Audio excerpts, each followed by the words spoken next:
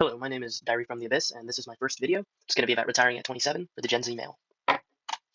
So everybody wants to retire, but why have I chosen 27?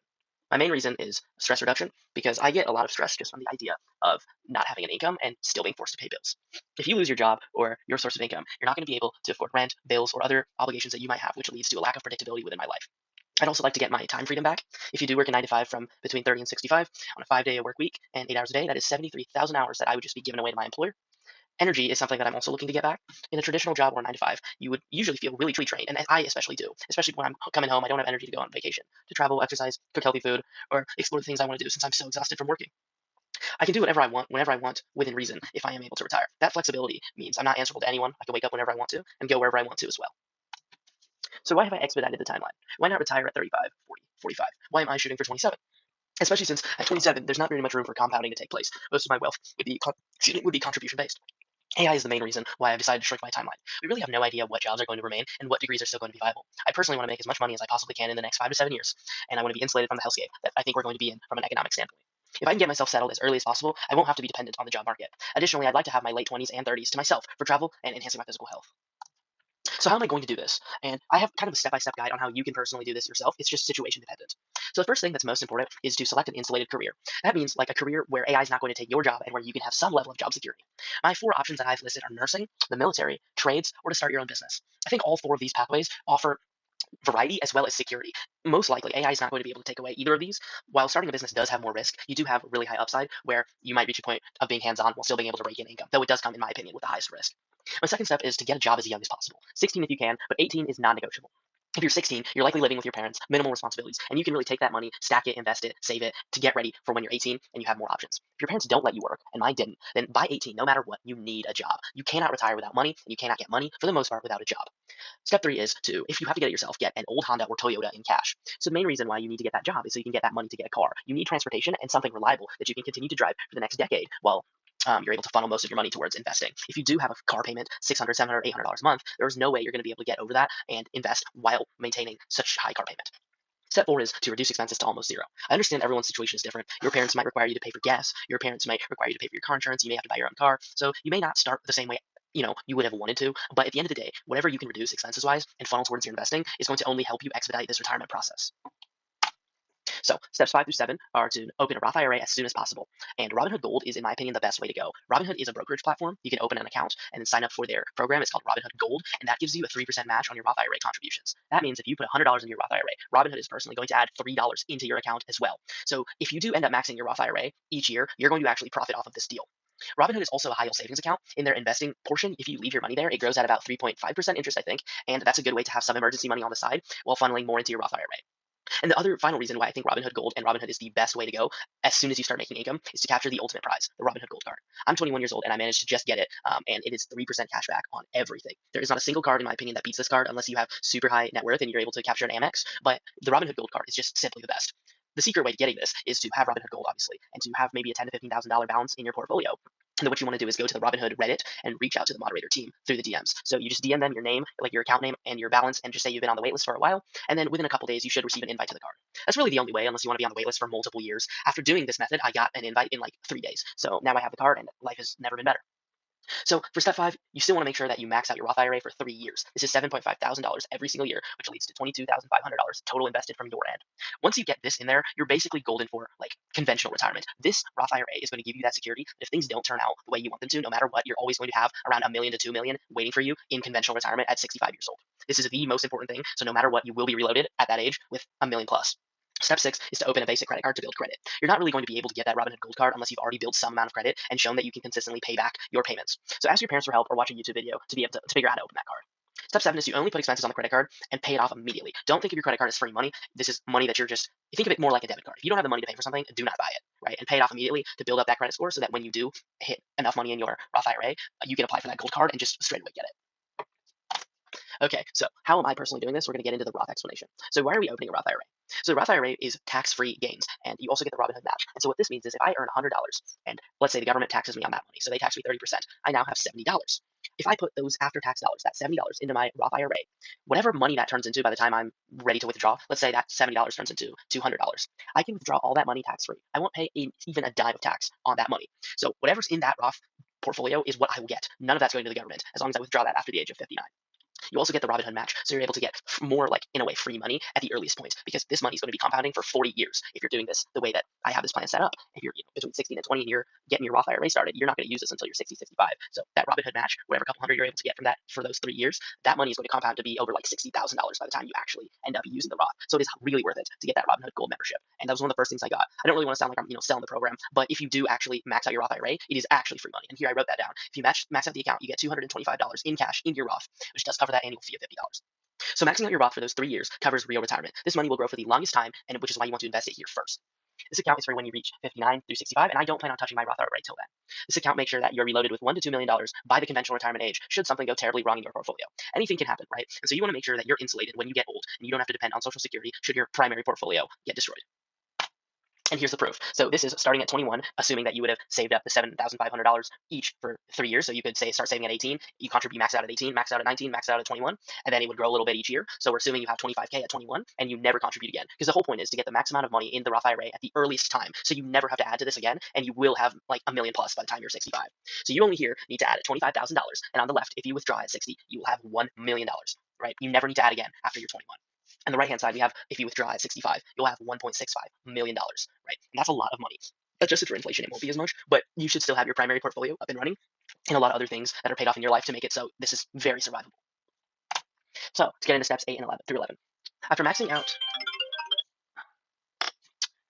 out the Roth each year, you need to open a taxable brokerage account and invest the excess into a tech-based ETF. And my favorite one is QQQM. So the reason why this is important is, say you're 18 years old and you're making 25K, right? The Roth's only going to be 7,000 to max that out. You're still going to have an extra 10K, 15K that you can invest if you're trying to maximize everything the right way. So instead of just spending that money, you want that to grow in a brokerage account. So this is the main account that's going to fuel your actual retirement starting from 27 or 28 and until you're reloaded with the Roth IRA. So you want to start building this up alongside your Roth IRA. QQQM is my favorite ETF to invest in for regular people that aren't able to invest in the stock market independently, meaning you don't have enough time to research stocks, and so you just want to set your money and have it grow and be hands off. QQQM is you can think of it like the tech S&P. So it has much higher growth, and it usually swings up and down with more volatility than the S&P. But that's okay because you just want this to grow as much as possible. And it's returned around 15% each year for the last 10 years. So that is really, really good. And returns like that are possible as long as we don't have a market crash or another COVID situation or the housing crisis, housing bubble, or housing crash of 2008, all that, right? As long as you can avoid that, you should expect a 15% return. So you also need to work extra during summers to save as much as possible and work during school. You're not going to be able to gather enough capital to build up your brokerage and your Roth if you're just working during the summer. You need to work during school, whether it be a little bit, and funnel as much of that towards your brokerage account and your Roth IRA. Step 10 is to complete your professional school, whether that be trades or a degree, and it needs to have a 6-figure potential. So by that I mean, if whatever you go into, if you can't make 6 figures, you can't do this plan because you need to save after tax a ridiculous amount of money for the next 5 to 6 years after finishing your degree to be able to, retire at 27. If you're only making 50K a year, you're not going to be able to hit this goal, right? So you need 6-figure potential, whether that be through you doing more overtime or you picking a degree that just pays more. And that's why I personally selected nursing. If you are going to college, you need to go to community college. This way, you can pay the least amount for college, hopefully live with your parents, and take advantage of any financial aid or grants that come your way, and invest any money that you have left over. With the goal of this plan is to finish up with your degree as soon as possible, hopefully by 22 to 23. All right, steps 11 through 15. Step 11 is that you need to find a way to avoid rent. Either live with your parents or sell your car and buy a camper van, because there's no way you're going to get ahead paying $1,500 to $2,000 a month in rent. I know not everyone's parents are willing to let them live with them rent free, which is why I put this other option of the camper van. But if you can live with your parents rent free, this is truly the cheat code. If they are able to at least somewhat understand how terrible the job market is, how terrible the economy is, and show you some sympathy, knowing that you're trying to build your life, then really this is the best way. But no matter what, you just cannot pay rent, okay? $2,000 a month is not feasible if you want to retire. You're just going to be in a hamster wheel of paying all of your money towards rent when that really needs to be going towards the brokerage and the Roth IRA. Living in a van is going to suck, but you should already have a car from the previous steps where I think it was step 3, where you need to get a car. So as long as you treat that well, turn that in, get that camper van, and park in Walmart, figure out whatever you got to do to make sure that you are avoiding rent. Step 12 is to invest 80% of your net income. That means if after taxes, you earn 70K, you need to be investing 56,000 of those dollars. And this is where that rent piece comes into play again. If you are paying for rent, there is no way you're going to be investing 80% of your income, and you need to do this until you turn 27 so that you can actually retire and hit your freedom number. Step 13 is keep going until you hit your freedom number. Mine personally is 500 to 600K, depending on the state of the market. A lot of people say that you need, 3 to 5 million to retire. You need $1 million plus to retire. And if you have anything else, you have to go to a third world country. I don't think that's the case. I think that if you make money in a state that pays higher, you can move to a state that has a lower cost of living. And that is step 14. You cannot use this method if you want to live in a high cost of living place. That means you need to move out of Washington. You need to move out of California. You need to move out of New York, New Jersey, all these places where everything costs a gazillion dollars. You can't live there on the income that your brokerage account is going to start generating for you at 27. The options that I've personally looked at are Minnesota and North Dakota if you want a colder area, and southern states. So why is moving necessary? You need to exercise geographical arbitrage. You take your high cost of living income and you move to a low cost of living state to increase buying power. For example, I am in Washington, so here nurses make around 100,000 a year. So if I save up a lot of money here and move to Minnesota, then I'm going to be able to bring that like Washington money in a way to a place where that money goes much farther. Houses in Minnesota are reasonable. You can find decent homes between 3 to 400,000, and you can even buy a two-bed, two-bath fancy condo for 200K. This leaves you with 200 to 300K after buying a home. In the previous slide, I showed that my freedom number is 500 to 600K. So if I'm able to hit that right here after spending that money on a home, I should still have 2 to 300K left over. You want to make sure to get a 30-year mortgage at less than 6% interest. Park your money into QQQM so your money grows at a 10% or higher clip, and then you want to pay your mortgage down this way so that your money grows at 10%, but your mortgage rate is only 6%. So you're going to be able to have that money grow that 4% difference or whatever the market's able to return. For me, at least, it's really tempting to just throw the whole money at the mortgage and just never have a rent payment. But economically, it would be really stupid, especially if the mortgage is only 6% and my money's growing double digits. All right, so now you go through the plan. You're 27 years old, you're 28 years old, and you have a house. You've moved to Minnesota. Now what? Where do we go from here? How does this even work? So on the left, I have our monthly budget, which is going to be $2,800. This includes housing costs at $1,400. Because keep in mind, you already have the 3 or 400K that's going towards your mortgage, right? So these are costs that are excluding that. But for housing, you're going to have house repair, utilities, pay for garbage, pay for appliances. So that $1,400 covers that. Next, you're going to have car insurance, $100 a month. Health insurance is going to be out of pocket, private, because you're not going to have a job, $400. Food's going to be $400. Clothes are $50. Car costs, excluding gas, is going to be $100. In this monthly budget, we're going to be budgeting for car repair, for services, and that's where that $100 comes in. Next, $100 for gas. We're not going to be driving a whole lot, right? This is just survival, a little bit more, but you're not going to need to try and fill up 4 tanks a month, okay? This is like 2 to 3 tanks. $100 for the emergency, $100 for phone and internet, and $20 for the gym. This comes out to $2,800 roughly, and puts our yearly budget at around $34,000. Now, how are we going to get to $34,000? We don't have a job. So I am kind of stretching that a little bit. I am going to be working 1 day a week. So although this is retirement, it's like pseudo retirement. I'll have 6 days off and only have to work 1 day. So I plan to work 1 nursing shift a week once I move to Minnesota, and that would generate me $23,000 a year at $40 per hour, which is what nurses make in that area, right? So I'm going to get $23,000 a year from just working that 1 day. Then, granted, I have between $200,000 and $300,000 left after buying that home. If I withdraw 6% from my portfolio, that's $12,000 a year. So if I add my nurse income plus my portfolio income together, I'm going to net $35,000 a year, which is going to be able to cover my budget. Now you ask, all right, so if you're doing this method, you're basically going to be living hand to mouth for the rest of your life, right? Because if you work just the 1 shift, you're basically retired, you aren't doing anything for 6 days. And based on your income, I mean, you need 34K to live, and you're only making 35K. What are you going to do if something goes wrong? What are you going to do if things get more expensive? Blah, blah, blah, blah, blah. So the plan for that is if the portfolio is able to generate, let's say, 10, 12% a year, right? I'm only withdrawing 6%. Inflation's eating away 3%. So basically, you can think of it like 9% is being taken away every year. So each year, whatever my portfolio generates over 9% is going to increase the buying power of my portfolio. My actual portfolio balance is going to go up and up every year. So each year, I'm going to effectively get a raise from my portfolio as long as it performs above 9% per year, which, as the data has shown, is highly likely. Especially on those years when I get a 15% return, that's going to be huge because I'll only be taking away 9%. So my portfolio balance will be growing by 6%. So I expect my yearly income to exponentially increase over the years. I will have to live a bit tight for the first couple of years, making just enough to survive. But after that, I'll have a much bigger cushion. And I have the flexibility to work more than 1 shift if I want. This just gives me choice. With working 1 day a week, I truly can live a pseudo-retired life. I will not have to work for 6 days out of the week unless I want to. So where am I at right now? With my Roth IRA, I started it in April of 2025, and I put in $9,500. I had started saving between that January of 2025, knowing that the contribution date limit for 2024 was April. So I saved up and I put everything in April 2025, the little bit I could for 2024, and then to max out 2025. So $9,500 was put in, and then by the end of December, I had 11,400. So I was able to gain around $2,000 in just gains between April and December, which is an 8.3% return in 9 months, which I say is quite good. Then, from this January of 2026 to today, to May, my Roth IRA went from 11,400 to the balance on the screen, 19,100. That's a 12.27% return in just 4.5 months. $2,000 in gains, and $5,500 of that was contributions because the year did reset.